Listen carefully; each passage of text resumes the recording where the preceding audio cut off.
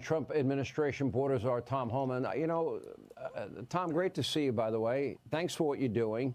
I think that video says it all, doesn't it? Absolutely. You know, where's their tears for the 500,000 children that were trafficked in the country, separated from their families, put in the hands of criminal cartels, and they can't find over 300,000 of them. I guarantee some of these children are sex trafficking and forced labor. Where's your tears for those? Where's your tears for the 250,000 Americans dead from fentanyl poisoning because of the open border? Where's your tears for the 600% increase of sex trafficking of women and children? And of course, where's your tears for all the young ladies been raped, murdered, and burned alive? So, you know, it's just pathetic. Yeah, well, you got some help from President Trump, and for now he got Canada and Mexico, Colombia, and even Venezuela to accept back these illegal immigrants. And you now have Gitmo as a place to put many of them. How important are those developments to you? You know, President Trump proves every day he's the greatest president in my lifetime, and I mean that. That he's moving at lightning speed. Look what we've done. You're right.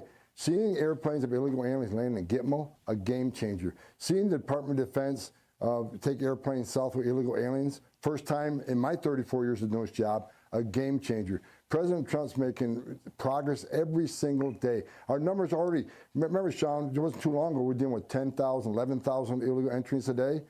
Yesterday, 524. And not one of them, not a single one was released. They're either returned or detained seeking prosecution. See, President Trump is actually getting stuff done. This man has done more in 2 weeks than Biden has done his entire 4 years of being in office. You may not like Trump, but you cannot deny that this man knows how to work. So game changer, greatest president of my lifetime, proves it every day. And look, we got a lot more to do. And I got a great team. We got the greatest president I ever worked for. You got Secretary Noem. She's already been on the ground with the Border Patrol. She's been on the ground with ICE. She's been on the water with the Coast Guard. She's done more enforcement actions in a week than Mayorkas has done in 4 years. I got Pete Hegseth, shoulder to shoulder Pete Hegseth, giving us all the DOD assets to lock that border down. So, you know, what a great team. You got Steve Miller, the architect, right? He amazes me every day at the White House. We have one hell of a team. We will not fail this president. Let me read a headline to you. Chicago leaders encourage residents to exercise their rights in resisting Trump's deportation policies. The governor of New Jersey, Phil Murphy, basically admitted that he knew somebody that didn't have full documentation, that he was hiding over his garage. Then we have Tom Tillis, senator from North Carolina, saying that people should have the right to sue sanctuary cities and states that aid and abet in lawbreaking. Your comment on all of that? Yeah, before we get this conversation, I just want to say that is one of the craziest things I've ever heard coming out of the governor of New Jersey's mouth, because I currently live in New Jersey. He says that he is basically harboring an illegal immigrant over his garage in his house. Now, that is probably a slap in the face to a lot of people, because he's keeping someone here that's taking our jobs, that's eating our food, drinking our water, using up our tax dollars. Certain states had to actually shut down a lot of recreational activities to house these people. And New Jersey governor has no problem housing one of them in his own house. She's probably his cleaner. She probably does the gardening and all of his housework. That's probably the only reason why he's keeping her there. And that's the problem with illegal immigration. He's taking jobs away from people who are already in America that need a job. And we can't find a job because these politicians think they're above the law, and they can use immigrants, illegal immigrants, to do the work that should be for us.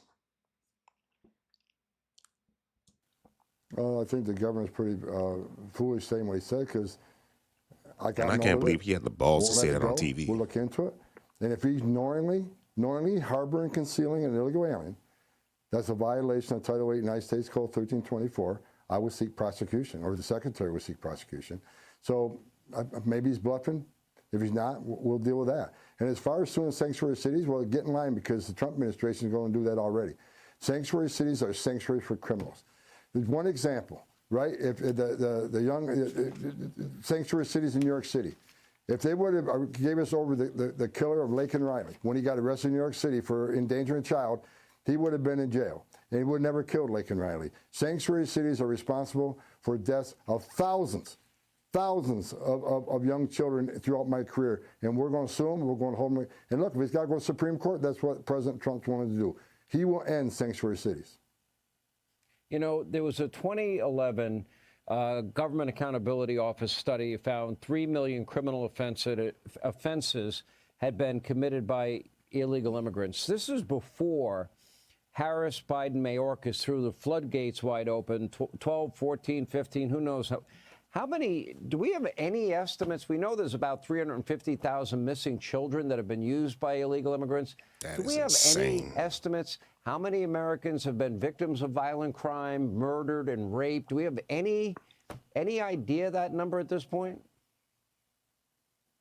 You know, there's really no metric on that because, you know, it's, of course, in the thousands. We have no metric because of one reason. Many sanctuary cities don't even track the nationality. When they book them in the jail, they won't ask what country they're from, what their immigration status is, because they don't want ICE to find out. So even though we know sanctuary cities are protecting criminals, we find out about a lot of them.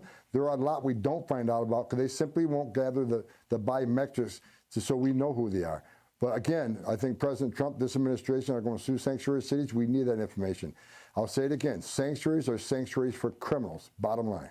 Pretty much, yeah. All right. So what will happen? What will ICE do to the politicians, the advocacy groups, the cities and states that have sanctuary status that are aiding and abetting in the law breaking? What will you do to those people that are openly not just opposing, but helping those people that broke the law and didn't respect our borders and sovereignty?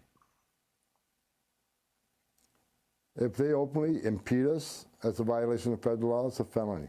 If they knowingly harbor and conceal an alien, that's a felony. We will seek prosecution through the U.S. Attorney's Office. We got a great U.S. Attorney coming in, Pam Bondi. She's all in. So we're going to seek prosecution, Sean. That's what we have to do because they're releasing public safety threats back in the community.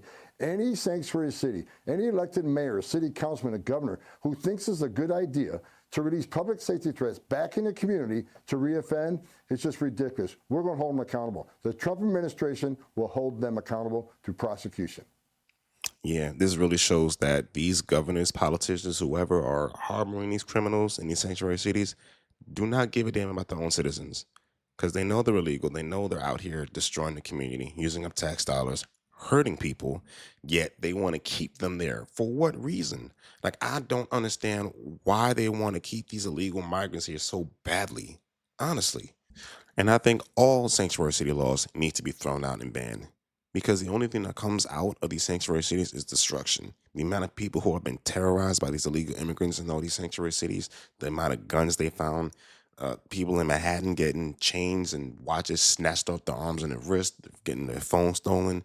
You got migrants in Denver taking over apartment buildings. It is absolutely insane what is going on in these sanctuary cities. And the fact that these governors don't want to get them out is really insane to me. They're terrorizing their citizens, yet they don't give a damn. But let me know what you guys think about this. Make sure you hit the like button, subscribe to the channel, and we'll see y'all next time.